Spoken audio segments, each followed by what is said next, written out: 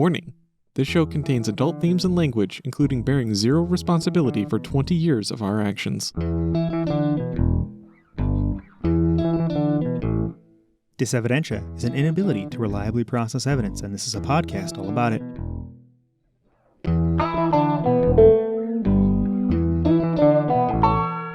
This episode was released on September 1st, 2021, and we are discussing disevidentia because it is clear millions of armchair strongmen are suffering from it.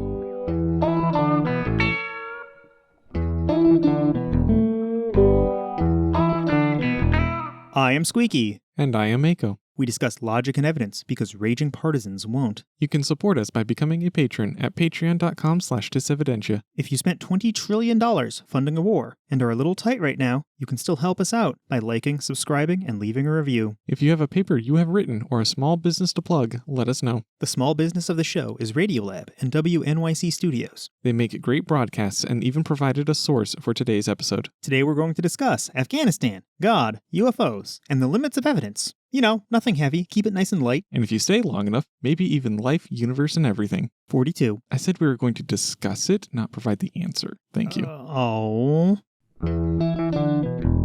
Okay. Before you did pauses longer than that. Is that... Warning. I will insert science later. This show contains adult themes and language, including bearing zero responsibility for... We often start off with corrections or other little details related to the podcast. So I guess the only real correction from last episode was that I said Pundit Gateway once, and I meant Gateway Pundit. They're still garbage. Doesn't change that. Yep. I just wish that if I had gotten their name wrong, I would have done it in like a funny way. Yeah. Kind of a boring correction, but, necessary nonetheless. Yeah, I guess. So we started the raffle, and that's going well. We've picked up lots of new Twitter supporters and subscribers to our subreddit, and we're going to start doing more stuff in both places. I also benchmarked the flash drives, and I've got a little thing going where I automatically fill the flash drives with all of our episodes and test each flash drive nice and thoroughly. I'm throwing a source in to the show notes, so you can go to everything.usb.com. You got a errant dot there. I do. Everythingusb.com, and our discs are pretty similar to some Samsung or SanDisk. Yep, both of those is what I was trying to say, just maybe not at the same time. Yep, that helps. But they have these ultra-small flash drives that are about the same speed as ours. They're using some actual benchmark software that gets to like the peak performance of discs. So we're like 5-10% behind that. So I'm pretty comfortable with our real-world numbers. Also, on the raffle, we totally left out the secret code. Yeah, that was a pretty embarrassing revelation for us. But in our defense, this is our first raffle. Yeah, I've never done this before. Yeah. So we'll be sure to include the secret code this episode. Sure. One other thing. In my rant last week, I reached out to Ella. Who? Oh, the woman from the Arizona audit. She volunteered in the audit, and she was just supporting all of the con man's viewpoints. Okay. I let her know that she was in the episode. She blocked me. That's fair. Yeah. I don't know what else I expected. I told her to listen to the first 7 minutes of the episode. Approximately 7 minutes later, I was blocked. Oh, that's actually remarkably flattering. She listened. Yay. Yay. We picked up one listener for one episode. Oh. I don't know. Maybe more episodes than that if she's concerned that she's going to be brought up again, which apparently she is. Does this count as being brought up? I guess, yeah. I'm describing an action she took. Yep. Yeah. Don't try to track her down or find her. That's not cool. Yeah. And next, you can't. There's no public information about her, and I changed her name. So there's no good way to figure out who she is from here or from me, and I won't tell you. So yeah. We covered PC efficiency back in episode 13, Oil and Climate Change with the Rock Doctor, because California changed some laws, and the laws are just impossible to decipher. They're like a secret code. Regrettably, yeah. But like any secret code, if you spend enough time and effort on it, you can decipher it, and that's exactly what Linus Tech Tips did, and there's a link to one of their videos, and they go over exactly what makes a PC shippable to California or not. And it's not exactly complex. It's just don't build a stupid PC. That sounds straightforward to the layman, but I mean, something tells me it may not necessarily be that simple to all parties involved. Well, the only group that fucked it up was Dell. ABK Customs, the sponsor of the show, they can do it. Origin PC, HP, Lenovo, they all figured it out. 6 different states have these laws, and they're all not worried about it. But It boils down to expandability per watt. The more powerful the machine is, the more expandable it needs to be. And there are rules on like how many USB ports make something expandable, how many PCI ports. The more ports an expansion a computer has, the better. And Dell has a combination of low expandability, crappy power supplies, and crappy sleep performance. So while the machine is in an unused state, that all of that taken together, they decided it wasn't even worth the effort to attempt to certify their computers. That's a pretty special levels of garbage. We're talking about Dell. Yeah, like I had an idea of where Dell was, like on the garbage-o-meter before, and it's moved. Like I don't disagree that Dell is garbage, but they're even hotter garbage than I thought. Do you remember back when we worked in that pawn shop together? That's one way to phrase it, yeah. Yeah, but when we would get in those like pallets full of just busted laptops, and then I would start taking them and Frankensteining them into working machines. I don't remember them being laptops, but yes. Sometimes they were laptops. I think you got mostly the little small form factor PCs. Yeah. Yeah, they sent a bunch of laptops my way. The reason I was able to assemble so many Dells from there is because there were so many Dells coming in. Something like half of the laptops were like Dell Inspirons. So I'd just rip them apart, see what failed, reassemble them. And even back then, this was like 15 years ago, Dell was making garbage then. Apparently, at least they were still making serviceable garbage. Anything serviceable enough with enough willingness to cut and use hot glue to hold a PC together. I don't know. I remember the last time that I tried to open up a Dell, and it became very obvious very rapidly that they deliberately engineered it to prevent people like me from servicing it. Yeah, I pretty much agree with you there. Just one more thing for people listening. If you're not familiar with this, again, this is back in episode 13, but I'll also link to wonderfulengineering.com. They're a great example of just wild fear-mongering. They didn't do any basic amount of research. They have no explanation why Dell can't ship gaming computers to certain places, which is what this is all about.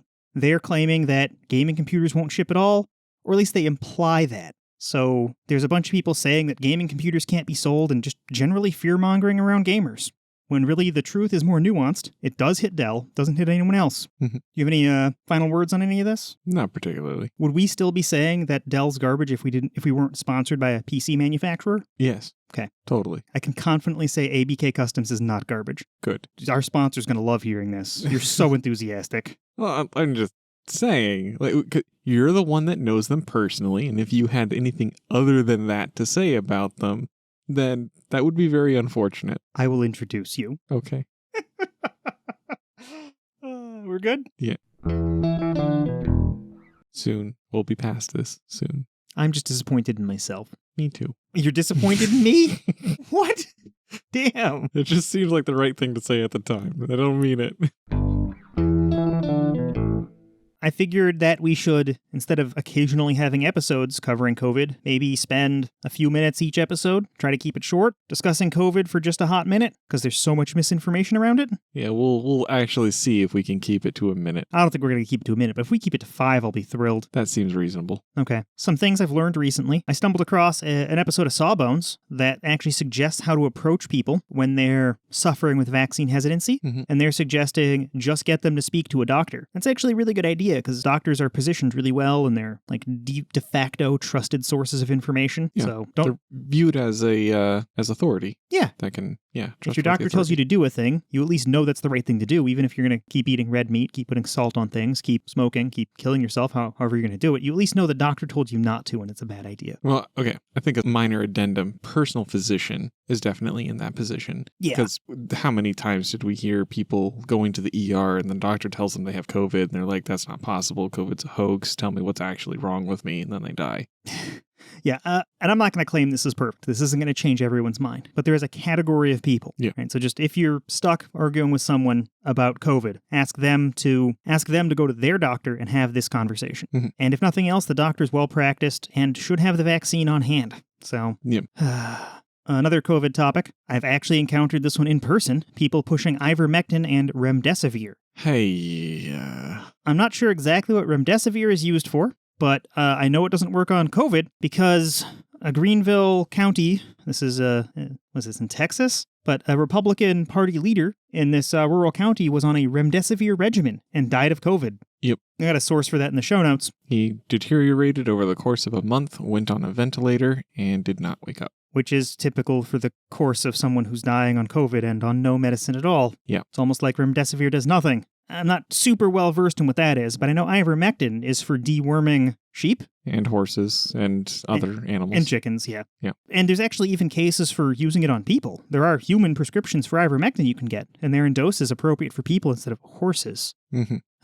But even then, what it treats is worms and parasites. Yeah, like initially the FDA scrambled to say, like, guys, don't take this drug because somebody attempted to self-medicate it and ended up in the hospital. Oh, there's actually been an uptick in poison control center calls for ivermectin overdoses in Mississippi, Texas, and Alabama. That makes sense. And the source for that, by the way, is rawstore.com. Check out the ivermectin horse paste for humans URL. Oh. Yeah, so I think it was Tennessee was trying to pass a bill to let people. Yeah. They didn't pass a bill. They just discussed it on the legislature floor. Yeah, they tried to make the argument that the FDA and CDC guidance is just a guide, and they're not under any kind of obligation to follow what the federal government says, and they have the power to force these medications through. And well, technically, the FDA guidelines are just a guide, but if you don't listen to the experts' guidelines, you're kind of dumb. Yeah,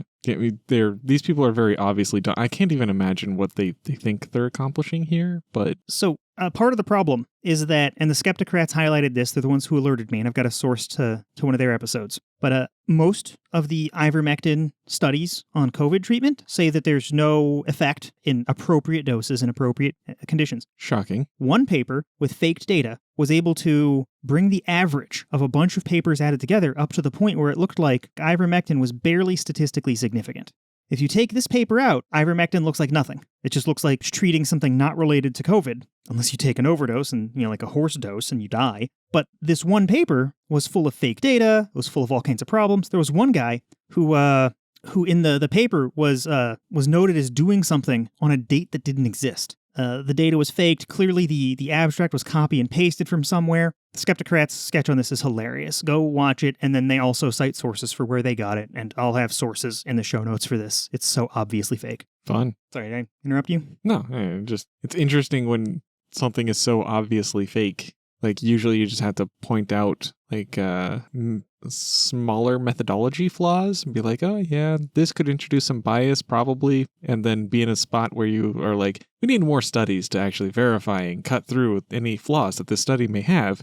But in this case, you're just like, no, what the fuck are you even doing? This is very obviously a lie. Stop. Yeah, the original publication that posted this retracted it, and it had, if I remember correctly, people checking out of hospitals on June 31st. Which isn't a date. June ends on the 30th. So clearly they did something wrong. They were manipulating data after the fact. Too bad this wasn't peer-reviewed. That does sound sketchy. Yeah. Well, the peer review process has been under strain for a while. We've been in that duplication crisis, which is a topic for a whole nother episode. Ugh.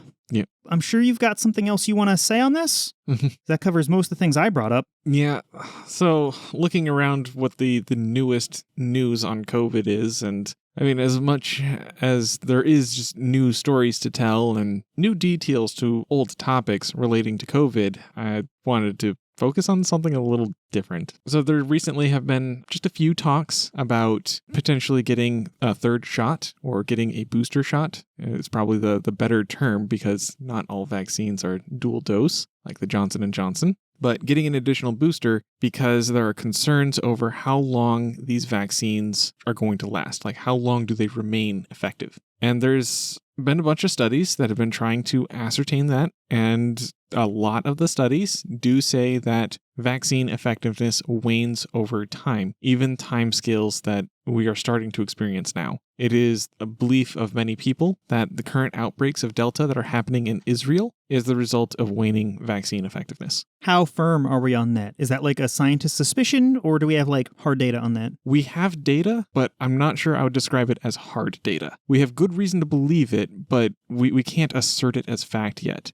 Okay, so the current leading belief among experts is people who were vaccinated in the beginning, their vaccination might be wearing off. Now would be a good time for boosters, probably. And if anyone's speaking against this, they're probably full of crap unless they provide like peer-reviewed papers. Yeah. In fact, Israel is already rolling out a program for getting booster shots, and that's kicking off. But the general belief is that particularly with the mRNA vaccines, that with the dual dose, that high levels of effectiveness are going to only remain effective for 6 months, is what the preliminary data seems to show. Ooh, that's rough. Vaccination rates for people with, like, getting the flu shot each year, those are pretty low. Something like half of Americans don't get them. Mm-hmm. If I remember right, older people are more likely to get it like 65-ish%, and younger people are less likely to take it as they get younger. Down to like 30% for 18-year-olds. Yeah. So there was a couple of specific details, and they also did point out that just across the board, the existing vaccines are less effective against Delta. So that's another thing to keep in mind. Isn't it just a little bit different too? That's why? Yeah. It's not a huge gap in effectiveness, but it is less effective. So there was one study that focused on nursing home residents and found the mRNA vaccines, they dropped from being around 75% effective pre-Delta to 53% effective post-Delta. That's a pretty substantial drop. Gross. But it is a very specific demographic. Another study claims that effectiveness for all 3 major vaccines, so Johnson & Johnson, Pfizer, Moderna, it dropped from 91.7%, and this is across all age groups that can be vaccinated, mind you, from 91.7% to 79.8% between May and July this year. Exactly how they collected that data, I'm not entirely clear on, but I mean, if it's because we have ongoing studies, because this isn't untested. Well, that is the obvious high-level answer, yes. But when you're collecting this information, there's methodologies to be considered. And I'm just saying I don't know what the methodology is. Okay. Can I liven things up a little bit and move away from lots of horrible death? Yeah, I think so. I probably can't, actually. I have one last thing on the topic of COVID. Okay, sure. Could you go to the Imager link? Imager link. The 5. Yep. What you say, what I hear, yeah. Would you rather read the green or the white parts? Okay, I think white. I'll go with white. Mako and I found this little thing of just 5 things that bad people say when they don't want to get vaccinated. Just kind of horrible things they can say and easy rebuttals that you might use. Mm-hmm. When they say, most people don't die from it. What I hear is the thousands of people who die from COVID-19 every week are insignificant to me. Damn, if you tell someone they think other people are insignificant, that's really calling out their ego. Maybe. Seems like the type of thing that a lot of these people would probably be able to shrug off. Okay, when they say, we have to get back to our lives. God, I fucking hate that one. What I hear, the response to COVID-19 should be tailored to my tolerance for inconvenience, regardless of other people's safety. I feel like you can only call out people's ego so much before they capitulate. Yeah, my thought is, yeah, you're right. We do need to get back to our lives. So how about we crush this fucking virus by following the fucking guidance until it's solved? It would be easy, wouldn't it? God. When they say, I don't live in fear. Oh, fuck yes you do, you dumb piece of shit. Sorry. What I hear, I'm willing to endanger the people around me to prove how brave I am. Wow. Okay. When they say, keeping me at home is a violation of my freedom. Don't even know what fucking freedom is. What I hear, the most pressing injustice right now is my inconvenience, not other people getting sick and dying. That also kind of reminds me of a quote from Futurama, where Bender says, this is the worst kind of discrimination, the kind against me. Okay. When they say, you're exaggerating because you're out to get Trump. Right, because everything revolves around Trump. Dumb fuck. What I hear, I can't imagine caring about other people unless they can be used as political weapons. That pretty much sums it up. If someone's pointing out Trump because of COVID, they're not operating in good faith. They're not operating on reality or evidence. No, just anything that is anti-them, they're going to try to steer back to that somehow, whether it has any basis or not. And it's just completely irrational to be polite about it. You want to be done with COVID for now? I think we're good. Yeah. All right, let us know. Don't forget to reach out to us. Contact at disevidentia.com, reddit.com/r/disevidentia, tweet at us at disevidentia. Let us know if you like this idea of touching on this. We'll listen to every tweet and every email. We'll get back to you if we can. Do you need a computer? Go to abkcustoms.com. That is abk-kustomz.com to speak to an expert to get the computer you need. Squeaky knows one of the builders over there. He is knowledgeable and eager to please. Give them code EVIDENCE for a 10% discount on your next computer. Afghanistan. The topic that suddenly everybody is an expert on. Yeah, it's funny how that works. Yeah, I think we should make it clear. We're not experts on this either. Oh, no, not in the slightest. Yeah, I mean, we've been around since the beginning of this. I mean, we were there. We were old enough to remember what happened for 9/11, but living through it doesn't make us experts. There's millions of viewpoints. Neither of us have even been to Afghanistan. Nope. But we do understand evidence and the limits of it, and we can call out some bad claims. Mm-hmm. Have you heard anything specifically bad on this in social media or in your social circles? People just saying dumb shit? I mean, not really. Most of the people that I communicate with are just in the camp of, oh, wow, it's actually happening. But beyond that, not really. Yeah, I've been hyper exposed to it. Again, LinkedIn, looking around, talking to people, plugging the show. People have been all of a sudden experts in this. And looking back a couple weeks, everyone was like, why isn't Biden pulling us out? Trump said that we should get out. This is terrible. Trump supporters were shouting that we really needed to get out of Afghanistan. And now that we're getting out of Afghanistan, there's a whole bunch of Trump supporters that are staunchly in favor of us staying. And that's ridiculous. Yeah, they flip-flop based on whatever outrage they're told to express at the time. It's really what that is. Yeah, and this is part of why we're, attacking conservatism more. I mean, I don't want to take a hard political stance. I want to side with the evidence. So we'll change as soon as, better or new evidence comes in. Yeah. But there just isn't much to insult liberals on with regard to this kind of things. Recently, liberals have been aligned with evidence. And when they're not, I'll call them out. Yeah, there's only one party that seems to be engaging in an ongoing active campaign against truth. Yeah. Not that means Biden's clear. I don't want to call him conservative, but he's not as liberal as he could be. Yeah, a lot of people called him conservative light on the campaign trail. Yeah. And depending on how you want to measure that, that's either entirely true or entirely false. Yeah. Like I'm trying to remember it. There was a group that rated politicians based on how liberal or how conservative they were. They try to rate based on how politicians have voted or which policies they are for or against, how liberal or how conservative they are. Yeah. Don't know how I want to view that, because if you're a center-leaning or intentionally moderate organization, there's a real chance you miss viewpoints that either side have, so you will fundamentally pull politicians towards the middle because you don't understand the views in a nuanced enough way to get there. But at least they're trying, and they produce a paper trail, so there's some rigor. We can go back and say, why did they get the answer they did? But we are way off topic. I have this poll that Americans want the war in Afghanistan to end. Well, anyway, 538 alerted me to that poll, and I'll go dig through their stuff and find it. Yeah, I remember that being a common talking point for both Democrats and Republicans. They're like, hey, why are we still in this country? Blah, blah, blah, blah, blah. And now, yeah, all sorts of things. Again, it's not really coming from my social circle all that much, but I still see it on social media, people complaining about how, no, we need to, safeguard other assets there, or we need to show strength, or... What I dislike is that I'm simultaneously hearing from a lot of conservatives that we don't owe Afghanistan anything, and then them simultaneously saying we need to save everybody over there.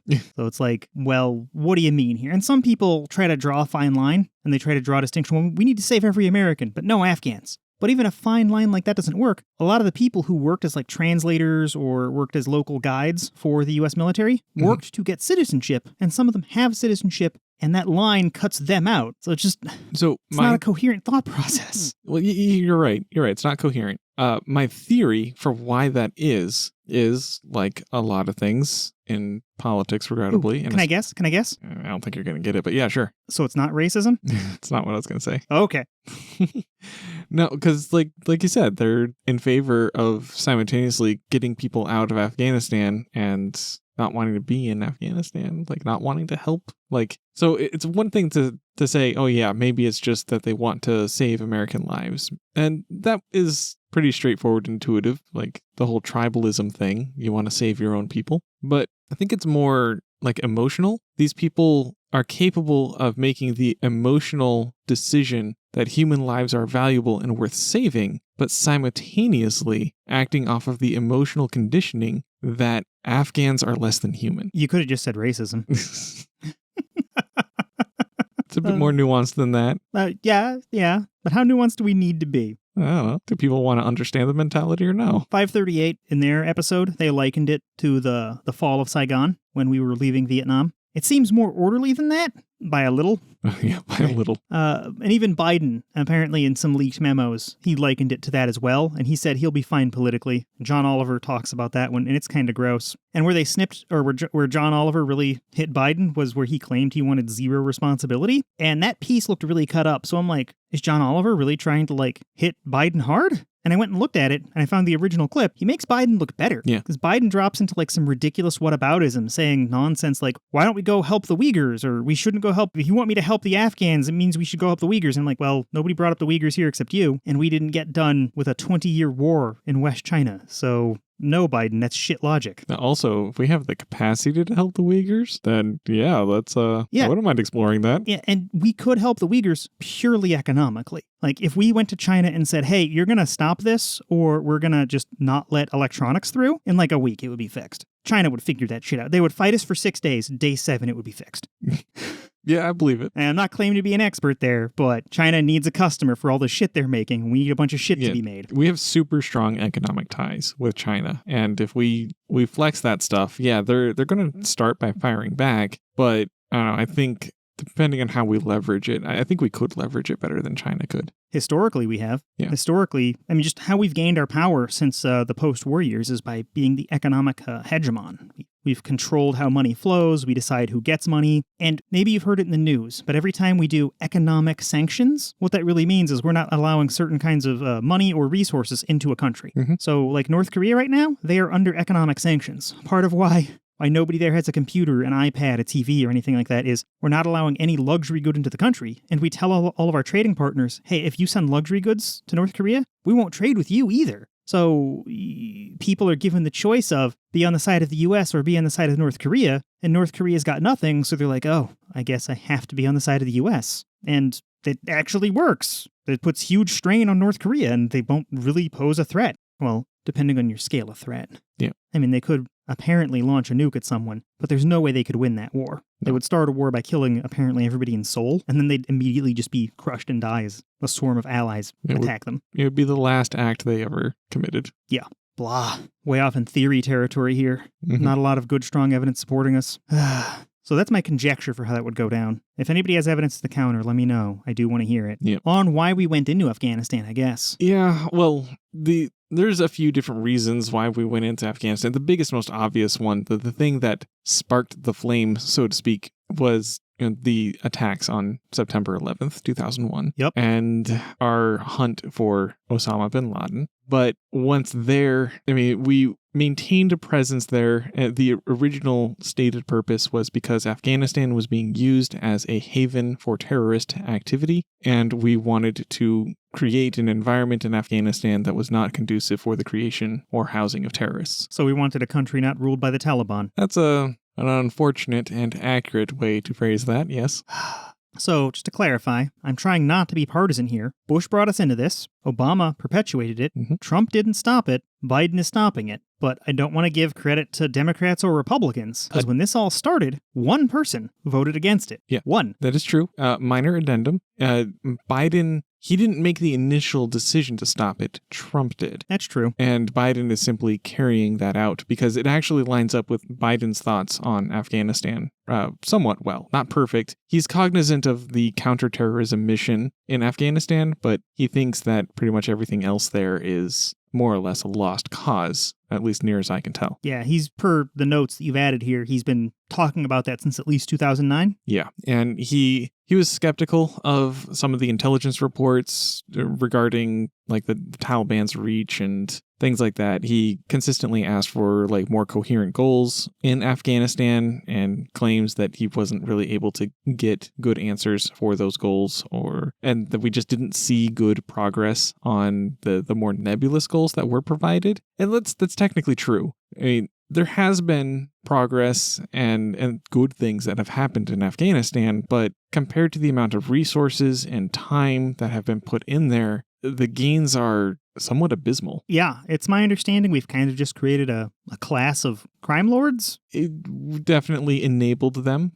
Created might be a bit of a strong of a word, but we definitely enabled them. Okay, that seems reasonable. So, we move in, we fight for 20 years, we pull out, and we have what exactly to show for it. Because Taliban's taking over everything again. It's my understanding they have everything outside of Kabul. Kabul? I don't know how to pronounce things. I only hear it on the news every day. Fair. They apparently have large portions or all of Kabul outside of the airport. Mm-hmm. So, yeah, these 20 years of fighting didn't get us much. No. I also have to wonder if we could have had a better exit, but I don't have any evidence that says that we could. I mean, a lot of these things seem very, very poorly planned. I don't know what the details are for a lot of this stuff because there just isn't publicly released papers or documents. We don't know what they're doing or why they're planning it. So anybody saying that they know, well, you're either leaking classified information and, well, problematic that way, or you're full of crap. Classified or not, it's a pretty reasonable presumption that you wouldn't want United States armament to fall into Taliban hands.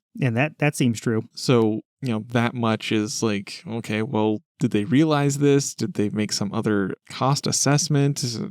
Like what? I don't know what the rationale was there, but that just doesn't seem like the type of thing that would be like, oh, yeah, that's fine. Yeah, letting those weapons get away does seem super shitty. And we have a ton of evidence of that. We have pictures of Afghan soldiers with American guns. There is another category of evidence we can look at, Trump's previous performance. When did Trump ever do anything effectively or intelligently? I can't recall the specific circumstances, but I do recall reading a couple of news stories, like exactly 2 during the entire term, where I was like, oh yeah, that seems like it's an okay thing. Okay, fine. But out of the many, many things he did. Out of the literal hundreds, if not thousands of things, I can recall 2, except I can only recall that there were 2, not explicitly what they were. Yeah, because not his legal cases against the election, not... Definitely not that. Yeah, none of these things did he do intelligently or effectively. So if he planned... I wish I could put air quotes in over the podcast. If he planned pulling out, what are the chances it was just horribly botched? High.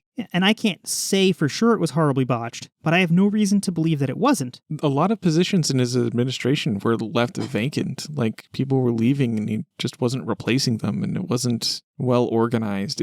Having information just being lost because of mismanagement and understaffing is easy to believe. So then Biden is given, 6 months to formulate a plan for pulling out of a 20-year war? I mean, it's doable, but I would expect it to be a shit show. And what do we have? A shit show. That we know about. Maybe there's great secret plans. Maybe all those guns are secretly poisoned or something. That's some spy novel shit.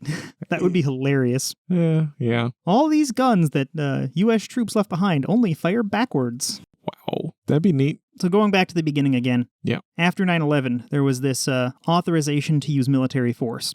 It's only 60 words long, actually. There's some legal boilerplate, but it is really short. And Radiolab has an awesome episode covering this. And it's like an hour-long listen. I gave it another listen just before we recorded today. And it goes deep into what Representative Barbara Lee was feeling, discussing, and thinking when she cast her one vote against approving this a functional declaration of war against an unknown adversary. Mm-hmm. And she was against it primarily because it was too broadly worded, which is prescient from her perspective. And even other people who were worried about it at the time disagreed with her. And with the information at the time, I think even today I would have strongly disagreed with her. If you just transplant 2021 Squeaky back to 2001, if we relived 9/11, would we vote for this attack? Probably. Okay, so my memory is hazy because 2 decades, but I want to say there were people that were raising the alarm like, okay, well, you want to go over there, you want to counterattack. But the problem with the counterattack is that in conventional wisdom, you attack countries. Countries have well-defined borders, well-defined armies, and so the engagement is thus also well-defined. But take that away, and it gets much harder, much messier, and people did point at Vietnam as a example that's commonly taught in history for exactly this. So they were like, well, okay, if you don't have a clear objective and you especially don't have a clear enemy, what are you even doing? How are you going to attack this? What is your plan? And a lot of people at the time, their response was, so what? Do we do nothing? I think that captures most of it. Also, a big counterpoint was just the word unity. People wanted to stand together as Americans. We were standing together. This was one of the brief periods in my lifetime that the president had an approval rating higher than 60%. I believe Bush's approval rating shot up to 90% for brief periods. Mm-hmm. Let me read the relevant portion of the authorization for use of United States Armed Forces, as it's titled in the actual document. Sure. And there's some legal boilerplate above it and below it. But the relevant part is, that the president is authorized to use all necessary and appropriate force against those nations, organizations, or persons he determines planned, authorized, committed, or aided the terrorist attacks that occurred on September 11th, 2001, or harbored such organizations or persons in order to prevent any future acts of terrorism against the United States by such nations, organizations, or persons. That's the whole thing. 60 words. That is indeed incredibly broad. Yeah, so you're exactly right. The people voting against this were like, well, what does that let them attack? Well, Anything. anywhere. And it's the justification for pretty much every drone strike, for creating Guantanamo Bay, for enhanced interrogation techniques. It approves so much. Yeah. And you're right, people saw the wisdom in pruning and pulling this back, but everyone saw the need to stand together and decide to fight an enemy and get Congress on board for a vote. People were angry. Oh, yeah. They wanted action, and urging caution was just not going to temper that anger at all. Yeah, and that's unfortunate that cooler heads can't prevail when it's so important. Because we went to Iraq first, didn't we? Yeah, I think so. And then before that, wrapped up or even really got underway, we also went into Afghanistan. Mm-hmm. And then we have tons of other lesser engagements in other places. So, did we accomplish what we wanted in any place? I don't know. One of our goals was kill Osama bin Laden. We did that. One of our goals was to remove Saddam Hussein from power. We did that. But I don't think we accomplished any other goal. I'm just curious if there's any total death count of the war on terror and seeing if there's anybody who's actually counted everything. This place seems totally partisan, but the so-called war on terror has killed over 801,000 people and cost $6.4 trillion, according to this one random site. Let me see if they're actually any good, if anybody corroborates that. That actually sounds really close to what I was expecting. Yeah, they seem pretty partisan. I'll vet them. I'll find some sources for that. But rather than going with just that one number, I'll say that, yeah, the war on terror has probably killed, between 500,000 and 1 million people, depending on how you slice it. And the wars have cost us, trillions and trillions of dollars. So Is that an appropriate price for killing the leader who attacked us? No. Afghanistan's going to be destabilized again. It's To clarify my no, if we had set that as an explicit goal and just moved in with just that goal in mind, we could have done it for way cheaper. in the free marketplace of killing people. America could probably buy a cheaper solution. Yeah. Very easily. Why do we keep touching on these heavy, hard topics? Didn't we want to do humor at some point? Eventually. So we have no good answers. We have no hard opinions. No. Other than just to heap onto the pile of people saying this is a shit show. We have good evidence for that. Yeah. So, on the question of do we stay or do we go, staying is expensive and probably wouldn't yield good results, certainly not in the short term. And if we go, we create an absolute shit show that we don't know how everything is going to land. And that last part is exactly where we are right now. Yeah, I personally do like the idea of getting out of there, but I could think of a dozen different better ways to make that happen. Yeah. I don't like what Biden's doing or how he's doing it, but no, there's no but there. I think this could be done better, but I don't have good evidence to back that up. So that's just my personal opinion, and that's it. You have the personal opinion of two randos from Nebraska on this, because there just isn't good, hard evidence out there for this, and we just have to sometimes accept that I don't know is okay. Yeah, and we may get that evidence one day, and it's perfectly fine to change your opinion as you get new evidence. Yeah, maybe something new will come out. Like, this definitely made me think less of Biden, his interview with CBS News, where he just said, we have no responsibility. That's bullshit. Yeah, that is absolute bullshit, yes. But that doesn't give us any insight into the greater Afghanistan part of this. It's like, yeah, we have a responsibility. What do we do with it? Well, fuck. That's a hard question. Yeah. Okay. We cited 538, Vox, WNYC Studios for Radiolabs. I read the AUMF from Wikipedia. We have links to John Oliver and the video where John Oliver made Biden look better. A link to that where CBS hosted it on Facebook. Gross. But all those links will be in the show notes. And all of our listeners who are actually sticking with us should go back over to the raffle and see if there's some place to type in Evidence 14 with no spaces. That should give you some extra chances to win, and hopefully some of these prizes go to listeners who like and appreciate the podcast and want to support us. Let me get the sound cover thingy. Yep. My mic ain't that visible when it's still barely there. Just again. Correct knob. I was turning the wrong knob. Fuck. I know how to adjust our equipment. We didn't blow a whole bunch of patron money on forgetting to read the manual. No, never. Well, let's get off of those heavy topics like war and Afghanistan and onto some light topics like religion. Oh. Well, UFOs and God, to be more specific. So I just picked these two topics because they come up constantly. Mhm. I'm constantly debating with people online about something related to these, and I figure we've all had to deal with someone talking about God or UFOs at one point or another. Maybe even some of us believe in UFOs or have some nuanced view. When I was a teenager, I was super, super into the UFO stuff. When I was a little kid, I thought it was really cool, but I was also into like astronomy and stuff. Oh, yeah. Had a cheap, shitty telescope, and I'm like, where are all the UFOs? How do I find them? I guess I'm a little kid, so I'm just not hanging out near enough top secret bases. Maybe that'll happen when I get to be older.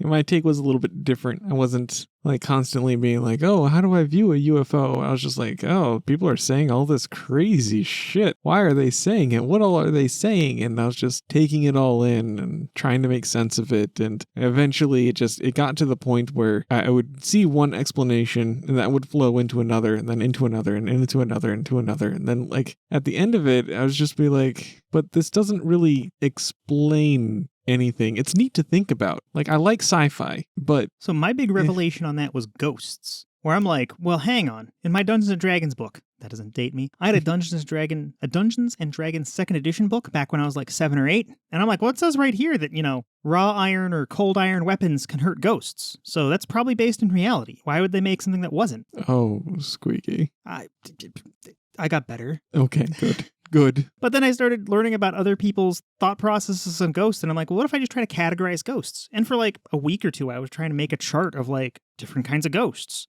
And then eventually I realized, wait, there's no actual category of ghosts. They're not a species of things because people are just making shit up. I can accept that very simple explanation. Or I can go through and try to test all these different kinds of ghosts, but I'd never even seen a ghost. I did manage to go someplace that people thought was haunted, but like I didn't see any ghosts because ghosts aren't real. But even as an adult, I acknowledge I cannot prove ghosts are real.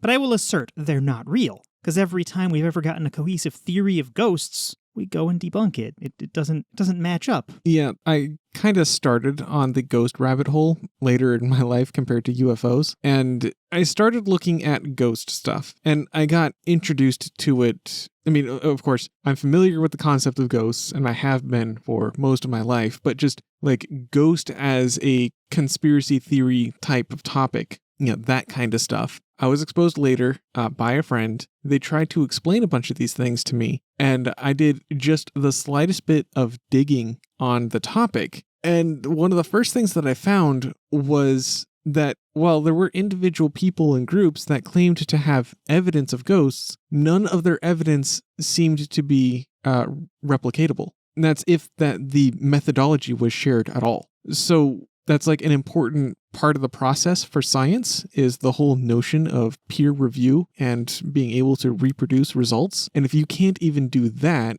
like in the slightest for any group, then it follows that by definition, what you have is not science. I would entirely agree with that. Before we get to whether or not a thing can be replicated or replicability, there's falsifiability. Yeah. Right? And I actually put that one in the notes. Sometimes it's called testability. But are you asking a question, or does your piece of evidence answer a question that can actually, in theory, in principle, be answered yes or no? Right? Like, what is the difference to your question if you get different pieces of evidence? Mm-hmm. So gods, UFOs, and ghosts often fail this test because people will say that the absence of the thing or the thing being there is evidence either way. So let me come up with an example. For ghosts, if you've ever seen candles flicker and people try to explain that, oh, that's definitely ghosts, and then you go and show that it's a draft from, a window being open or something. Yeah, just point the window one room over.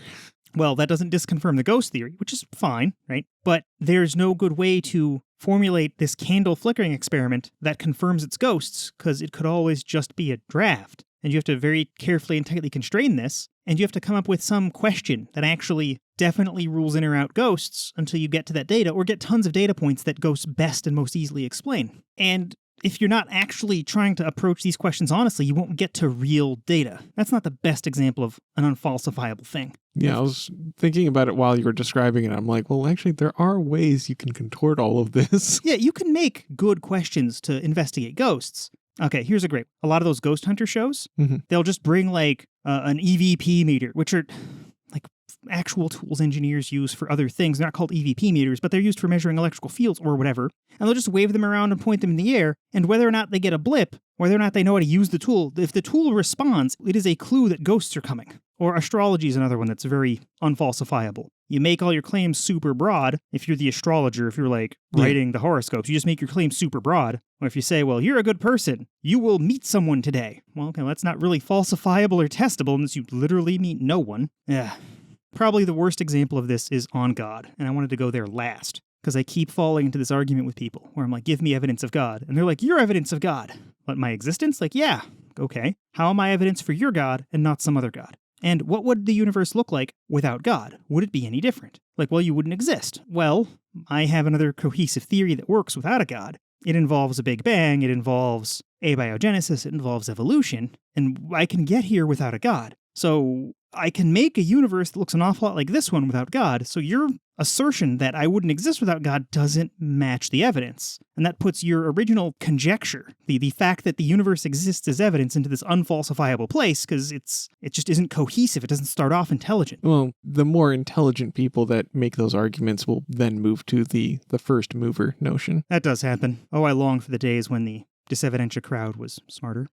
Yeah. Why don't we provide some examples of things that are definitely falsifiable? Okay. I don't know, if we want to check if we're improving, let's say our car. Let's say we're trying to upgrade our car and make it go faster, right? Mm-hmm. If you have two parts, like two different mufflers, and you're trying to increase airflow and horsepower, you can ask, will this muffler improve performance? If I get a higher number when I test for horsepower, I've improved performance. So you go and you measure something. Perhaps it's as simple as seeing how fast you can drive some predetermined distance. And if you do it faster, going as fast as the car can go, you do it a few times and you get the average of with the new muffler, without the new muffler, then you can falsify your assertion that the new muffler's better. Real easy. I mean, in principle, it still takes a lot of effort swapping the mufflers and writing down all the data, but the thinking part isn't that hard. Mm-hmm. I was going to go even simpler than that. Go. Let's just concoct examples of falsifiability. Oh, you're holding a computer heatsink. I was going to say, I'm holding a boat, but that's readily falsifiable because this is very obviously a heatsink. I can look at your hand and see whether or not it is a boat. Yeah. Yeah. This is not going to be buoyant at all. It has no displacement. It's pretty dirty. We could put it in some water and see what happens. I mean, they'd probably make it cleaner, yes. Okay. Earlier while you were talking, I went over to the bookshelf. Yep. I was looking for a book that I remember as a small child that was just all about UFOs and stuff. And it was just like it was made to look like newspaper clippings and all kinds of stuff. But it was all about aliens and close encounters and really dramatic stuff. And looking back on it, none of it cited sources. All the pictures were these grainy black and white things. The stories they ranged from implausible to impossible. I didn't find it, but I did find my old 2nd edition monster manual. So I'm going to pull up Ghost right now. Sure. How many giants do we need? Lots. Yeah, it's got one page for Ghost. Special defenses, see below. Ah, shit, I'm not reading all this. This is dreadfully uninteresting. But according to this, all ghosts are evil and follow the law. So, okay, that's interesting. That's a falsifiable claim. If we just find a ghost and see if we can make it shoplift, that would disprove this book's theory of ghosts. Mm-hmm. But, that would involve finding a ghost and making them pick something up, which would be pretty miraculous in the first place. So, while you were doing that, I thought of 2 more examples of falsifiability. And, okay, in theory, yeah, there is a threshold where a certain amount of technological advancement and effort and resources can make these things falsifiable, but... So they're falsifiable in theory, but maybe not in practice. Definitely not in practice. Because there's another really good one. I'll go into the precession of Mercury later, but yeah. Oh, well, okay. The first one I was going to say is Russell's teapot. Oh, so the idea that a teapot is orbiting Mars, and we just need to go find it. Yeah, like prove to me that there isn't a teapot orbiting Mars. Yeah, it's part of why people often say that proving a negative is very difficult. Yeah. Because it can be. Because in order to disprove that, I would need like an array of satellites orbiting Mars, scanning all of the space around Mars. For an extended period of time. Someone's going to leave a comment and let me know that I got Russell's teapot wrong. It was probably around Pluto or around the asteroid belt or something. Well, I've heard it actually be referenced in different locations. The first one that I heard was actually in an orbit between Mars and Earth. Okay, yeah. Same principle, though. It is in theory falsifiable. All we need is an array of millions of satellites scanning all the space. Constantly looking for disruptions and then investigating each one to see if it's a teapot. Yep. Okay, so theoretically falsifiable, in practice not. And then one for UFOs. One of the first major or mainstream, not UFO encounters, but like abduction encounters. I think the names, and I'm going off of memory here, so I might be messing a few things up, but I believe it was from Henry and Betty Hill. from the 1960s or maybe the 50s. Okay. And allegedly they got abducted and they actually communicated with the aliens. They asked where they were from. Allegedly they were shown star charts and they had no way of comprehending the star charts. So then they were just, the star charts were discarded and they moved on with the abduction. And then later, again, allegedly, they saw some star charts from some other source. I think it was like a magazine or something. And they're like, oh my God, that looks very familiar. And they, from that other image, they determined that the origin that was being indicated by the aliens was Zeta Reticuli. Okay, I'm Googling this. This is some random star. What was significant about it? I have no idea. I didn't really go down that specific rabbit hole too closely. So from this, a UFOologist might say, prove to me that there are no aliens at Zeta Reticuli. Yeah, in theory, that's falsifiable, but it requires an array of satellites, interstellar travel, all other kinds of stuff. Yeah. Zeta Reticuli is actually strangely plausible. It's only 39 light years away. So, I mean, if you're going to travel interstellar distances, this one might only take a couple lifetimes. I believe it's, correct me if I'm wrong, but I think it's also a main sequence star or close to. It's actually a binary star, but maybe one of them's main sequence. Okay. Wow. It's actually a pair of orbiting main sequence stars. Yep. That's pretty cool. Yeah. So there's a lot of small details where it's like, okay, maybe, but this still doesn't prove anything. They could have not in the 60s, but they could have done a little bit of astronomical reading and found a suitable star, because this is one of the brightest things, or one of the brighter things in the night sky. You can see it with the naked eye pretty easily, and they do a little bit of research. They find this close thing. They're like, yeah, the aliens are from here. It's still far enough away that, yeah, fight me, disprove me, do it. Yeah. It's not an easy proposition. So in practice, this isn't a falsifiable claim. So my opinion on unfalsifiable claims is we can generally disregard them, because let's say it is true or false. Well, you can't test that claim, so it doesn't matter if it's true or false. If you could test it, it could matter. You'd figure it out. It doesn't say anything concrete, so it's largely useless, and it's definitely a better use of your time and effort to focus on things that can be proven. So another thing that comes up a lot, the afterlife. Just yesterday, I had someone saying that I would be, regretting the day that I ignored that these were the end times. Oh, fun. So heavily implying I would be dying and going to some afterlife or staying here on Earth. Did you tell them, okay, Doomer? Okay, Doomer? Oh, that's good. No, I didn't. I was just like, got any evidence, bro? And that's my default go-to response for all these people making these claims. Then they always claim, well, you're evidence that God exists. And I'm like, you're right, I'm convinced. All hail Allah, or whatever other God that isn't their God. And I try to make them make the mental connection to, no, my God. That argument usually ends in them just being very frustrated with me. Yes, I could see that. Yeah, I have a lot of practice at this. They don't get it.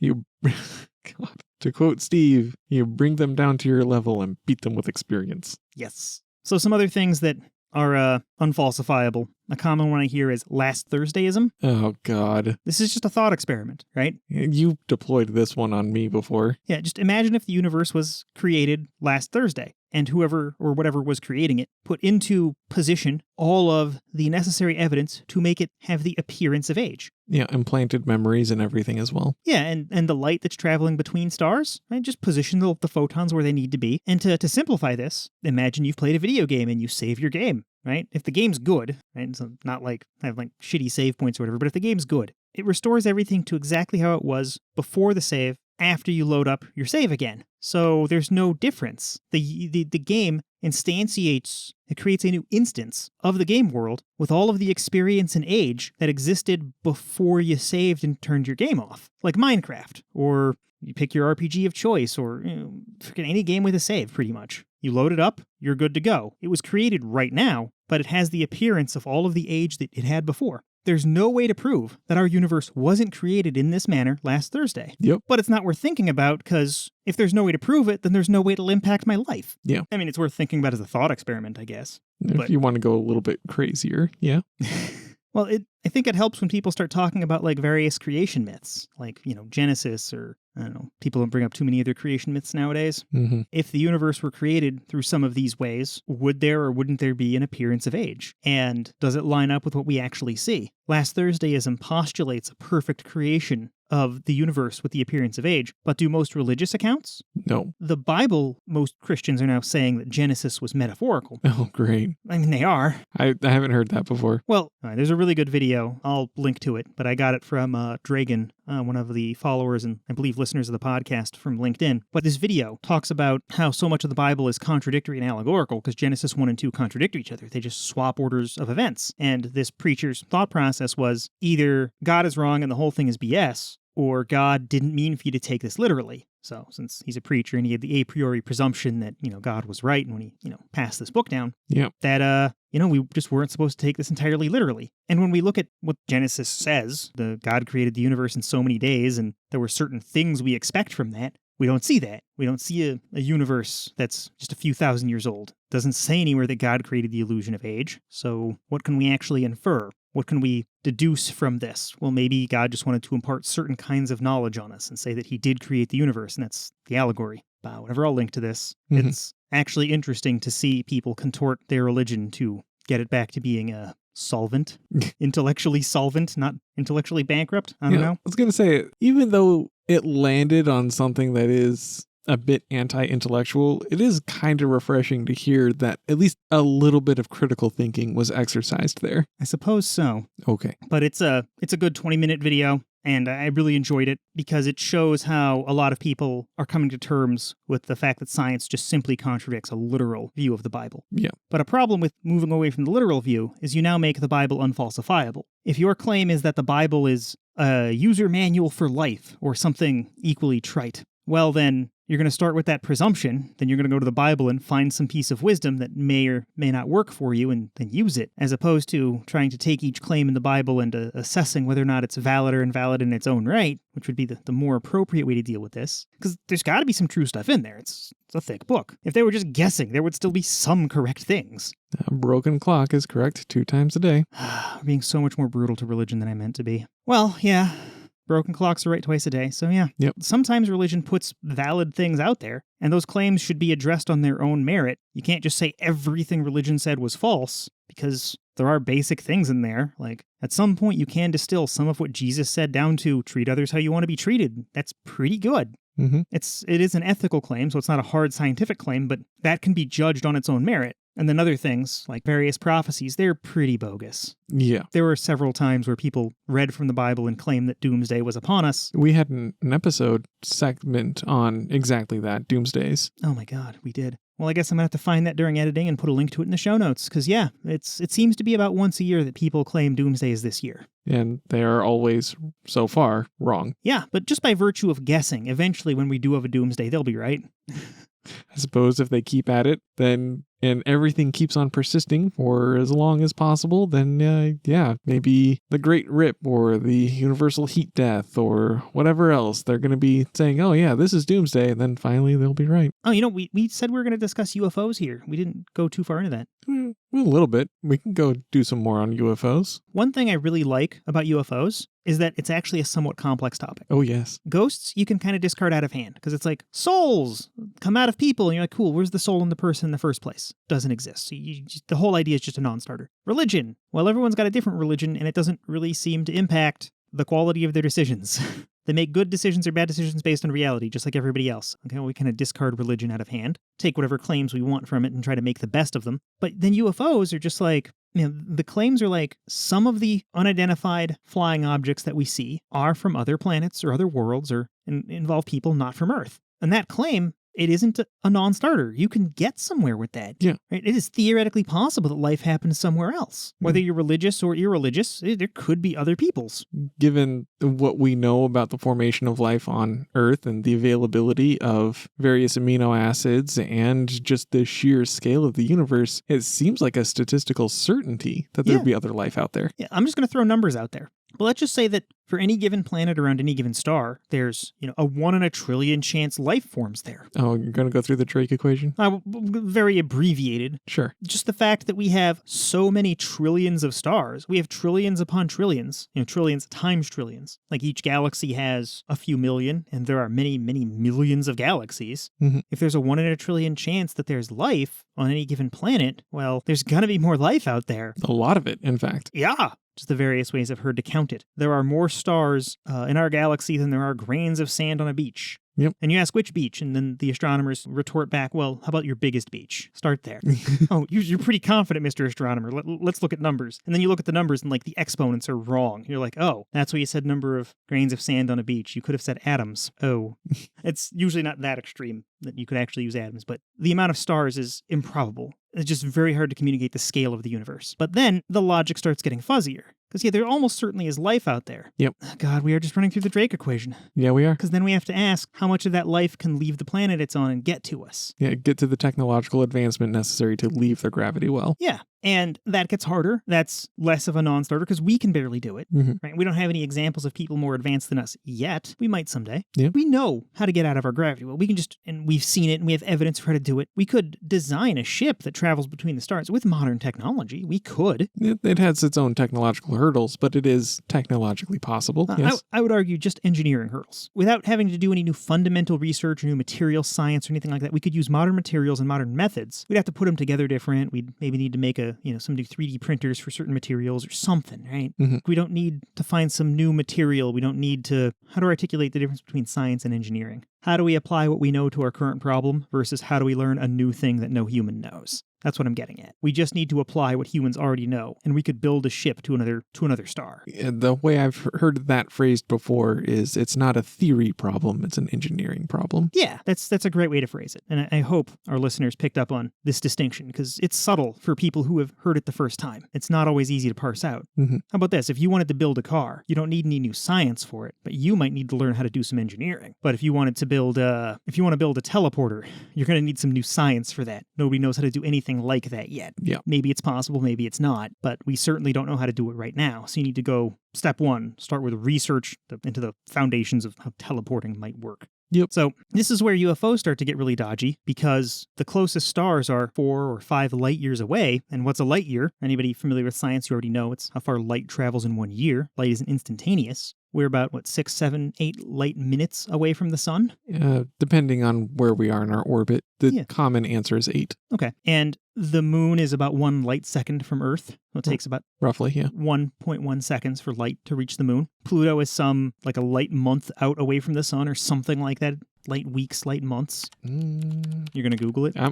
You have me curious now. I'm gonna guess that it's 90 light days from the sun. Not quite. How wrong was I? Google is claiming that Pluto is around 263.2 light minutes away. Oh, good. So I'm just way off on the scale here. Yeah, so that's a little over 4 hours, I think. So 4 light hours. Okay, could you double check the distance to Proxima Centauri, the closest star to Earth? Like light years? Yeah.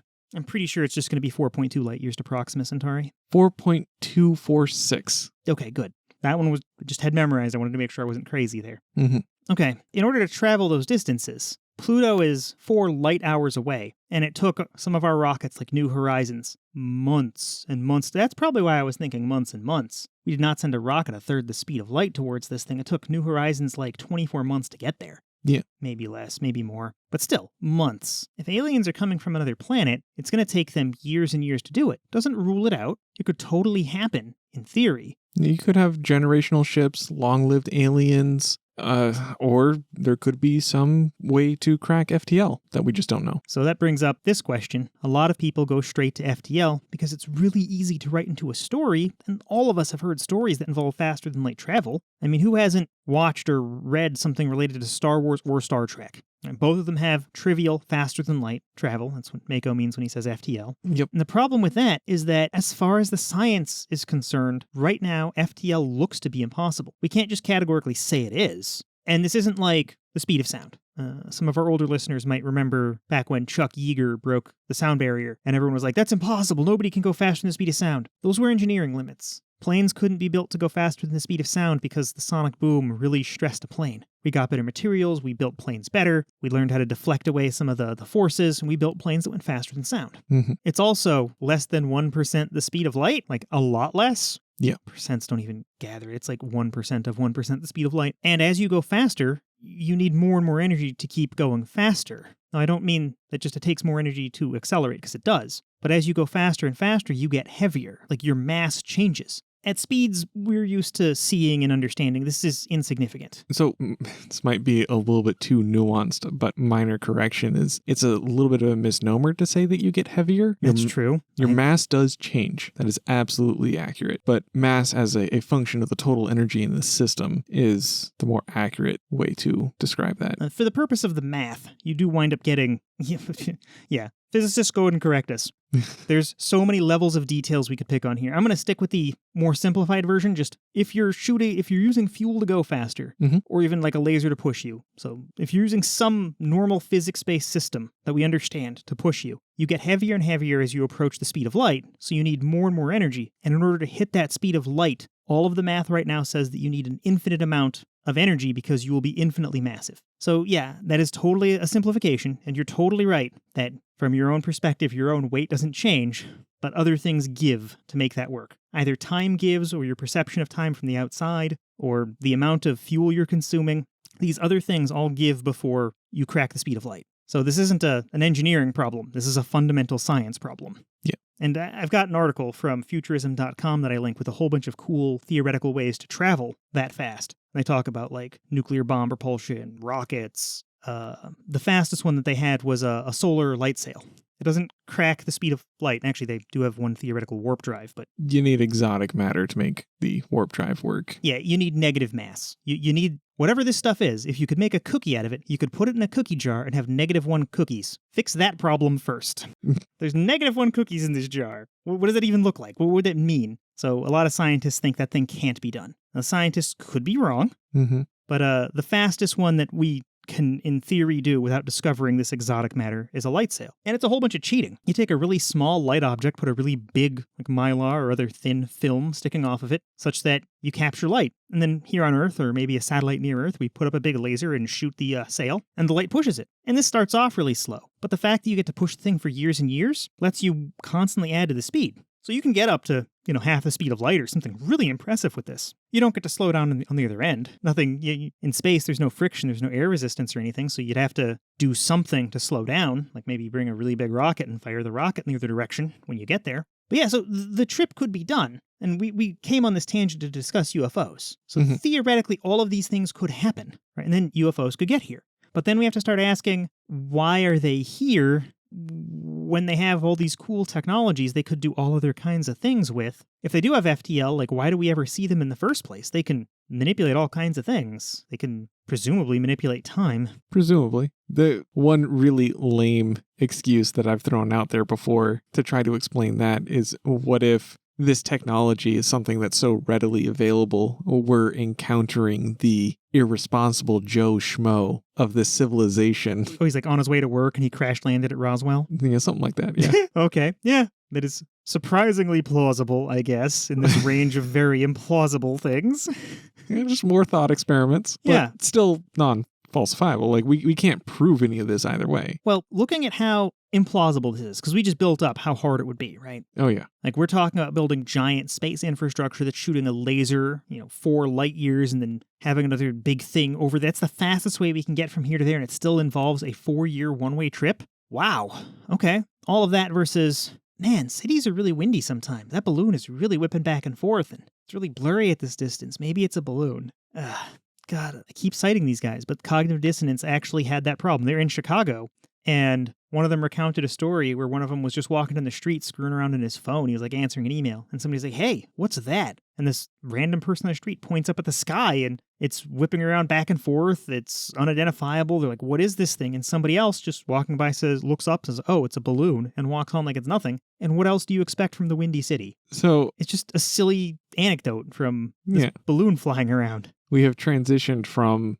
talking about the falsifiability of high-level claims to debunking individual claims. Yeah, sorry, that was a very poor transition. I was just trying to highlight that so many of these things, people like to leap to this improbable high-level claim, this claim that these are extraterrestrials. And when you invoke that, you bring along all this baggage that Mako and I just discussed about distances and time, when most of the time a much simpler explanation is available. And sometimes the explanations are still pretty fanciful and more plausible. What if it was a foreign spy drone, right? That's plausible. Could be a thing. What if it was some other weird phenomena? What if it was, a cloudy night and there was one little hole in the clouds and you saw the moon through it? I've heard, it's another one of those things I haven't really followed through with on myself, but I've heard that a lot of the early triangular UFO reports that people made decades ago were actually test flights of the F-117. That's unreasonably plausible, yeah. Yeah. For people not familiar with model names on airplanes, the F-117 was the stealth fighter. Back in the 90s, we used it a whole bunch in the Gulf War. The first time we invaded Iraq, it has this weird stealth-reflecting shape, and it's made of a bunch of polygons and looks kind of like a flying triangle. And the test models were all painted this bright gray for reasons, and the production models were all painted black for other reasons. Mm-hmm. You want to see a test plane, you don't want to see the real plane in operation, so you paint it black and fly it at night. Well, if you see a white triangle flying around at night, you might be seeing the test version of this thing, and it was really goofy looking. Well, not exclusively white, but just depending on the lighting and cloud cover and just the stars that are out, you can make out a triangular shape in some of those situations. And then you're just like, oh, well, I don't know anything that's like that. Because, if this is a test flight before the F-117 went public, well, you literally do have an unidentified flying object. Totally. And that's actually a really cool story still. It's like, oh, I saw a classified military plane before it came out. Mm-hmm. That's a hard sell to your friends anyway, right? Yeah. Your buddies at the pub will barely believe that, because that stretches credulity already. But at least that doesn't involve new physics, doesn't involve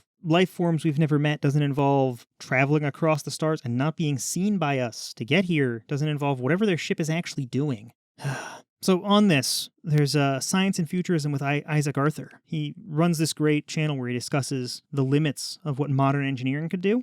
And he commonly talks about these big, grandiose, planet scale and star scale projects. And a bunch of his listeners voted in a poll to make him discuss aliens and UFOs. So he went and got, from the middle of last year, 3 videos that the Navy released. And in these 3 videos, there's 3 different UFOs. They're unidentified, they're flying, and they're objects. There's various reasons to believe that each of these things is weird and implausible. In one of them, there's this halo of cold, and it's from an infrared camera. So it looks like it's giving off a cold aura, which is pretty magical by our standards. Mm-hmm. Anything giving off cold like that needs to be absorbing heat somewhere, and that's weird that it wasn't. Another one of the objects was super small and traveling at what appeared to be 3 or 4 times the speed of sound and making weird abrupt turns. Well, it was the angle of it against the water and the plane taking a picture of it and wind. That one was literally a weather balloon. And we launch, a few thousand of these every single day to track the weather. That's how your weather reports are so accurate, satellites and those. And the angle the plane was flying at created this perspective issue where, against the ground, it looked like the thing was traveling many times the speed of sound. But if you get alongside it, you're like, oh, it's traveling at exactly wind speed. It's just bad perspective. And all of these had problems like that. So you can check out his video. He goes into it, and he's very impartial on it. He doesn't go out to debunk, and he doesn't even make the hard, firm claim that this was definitely a weather balloon. Yeah, he's surprisingly gentle about all of it. Yeah. Did you overheard? Yes. Yeah, he's not big into debunking and the harsh realities. We go there, and he doesn't. Because I'll assert that was not an extraterrestrial vehicle. It just wasn't. Mm-hmm. We just know how fast it was going. We have good evidence, and we have no evidence that extraterrestrials actually showed up here. It wouldn't be that hard to have some kind of evidence. It is super difficult to track everything on a planet and defeat every radar system and every camera system. So if even 1% of the UFO claims were real, we'd have something firm. Well, Do you disagree with that logic? There's, I don't know, there is room where we could kind of go a little bit of back forth on that, so there is something to be said about Project Blue Book, for example.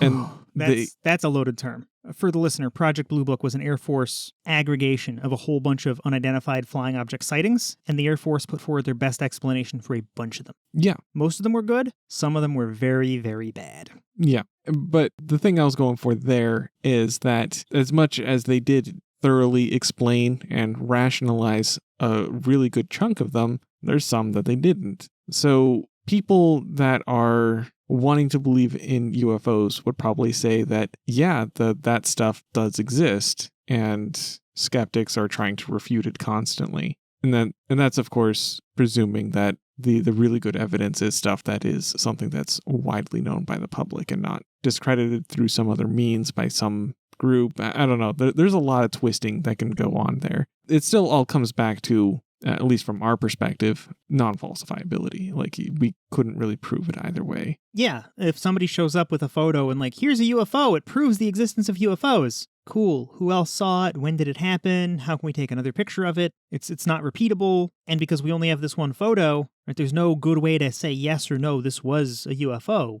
I mean, we can try to go back and like request radar records from nearby airports and stuff. But if part of the assertion is, oh, well, they're invisible because they have radar immunity for whatever high-tech super science alien reasons, there's no good way to get evidence on it. This photo and the claim attached to it aren't falsifiable. And because it's a one-time event, it's not reproducible. Well, then we have to default to really weak forms of evidence. Either we take this person's testimony, which is never great, or we look at the larger body of evidence, which isn't ideal either, but at least we can look back and see, yeah, the other times we've had stories like this, 60% of them have been hoaxes or something. I don't know what that exact percentage is, but there's a lot of UFO hoaxes out there, and a lot of them are just demonstrated to be hoaxes. Yep. So which one's more plausible, that this guy is mistaken, is hoaxing, or this random smudge on a photo is actually life from another planet? Smudges happen. I've taken pictures with smudges and not realized what the thing was. It happens. Mm-hmm. Usually not even outside. I mean, I'm a software developer. The outside world scares and frightens me, so I just live in the basement all day. Yes. Mako's giving me side eyes. He's like, no, you don't. You bike. Not during the pandemic. Yes, you have previously biked. Yes. I kind of want to try to take pictures of paintballs. I bet paintballs would make really good UFOs. If you get the lighting, the angle, all that stuff right, yeah, I think so. Yeah, especially since some of them come in like weird colors and weird patterns, right? And you get that like smudged at just the right angle. Get some really nice camera, but set the shutter speed up just a little bit, make the shutter speed a little bit slow so the object blurs just right. Create some plausible deniability. And we don't edit the photos at all, so there won't be any, artifacts from editing. There won't be any of that stuff. We could make photos pretty easily. And that too, how easy it is for people to fake the stuff. Yep.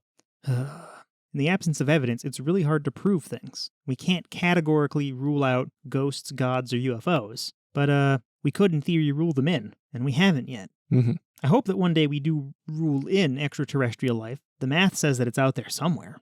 But whether or not they can get here is... Or we can get there. I'm trying to be an optimist. Hopefully we won't just kill ourselves with climate change or guns or any of the other topics for our previous episodes. Mm-hmm. Is our episode list just a list of humanity's mistakes? I would prefer not to think of it that way. One of our topics was Rush Limbaugh? Yes. So we'll just be sure to include the secret episode... Secret code in the episode. I'm going to just erase that chunk. Sure. So we'll be sure to include the secret episode. Thanks for listening, and don't forget to like, subscribe, leave a review, or tell a friend. Thank you to all of our Patreon supporters. Our supporters at the evidence investigator level or higher include Jared, Ducktape, Keldar, and Lazori78.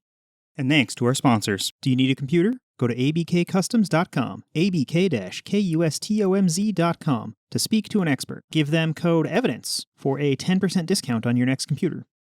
Copyright 2021 Blacktop Studios, Inc.